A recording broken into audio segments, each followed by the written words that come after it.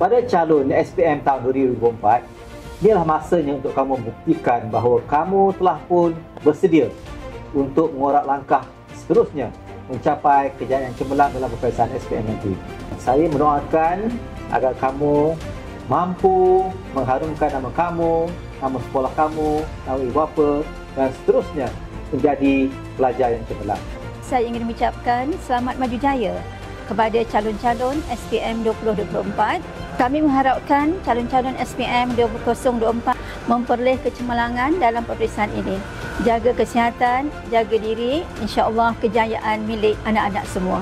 Peperiksaan SPM ni merupakan satu titik yang penting dalam kehidupan anda.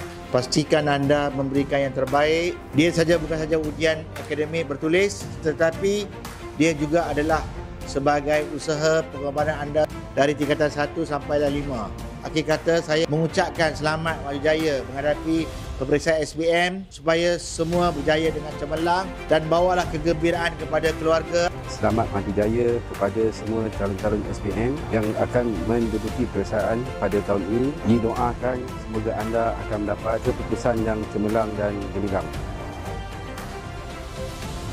Assalamualaikum warahmatullahi wabarakatuh.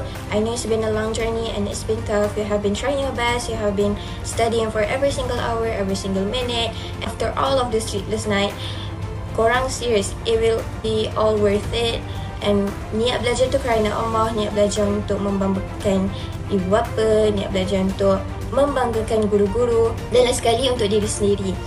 InsyaAllah semua benda akan dipermudahkan. Doa banyak-banyak, usaha, tawakal dan percaya pada diri. Saya ingin mengucapkan selamat berjaya kepada semua pelajar yang bakal menduduki SPM bagi sesi 2024. Jaga kesihatan, study juga, jangan berehat. Jaga hubungan dengan Allah, jangan tinggal solat.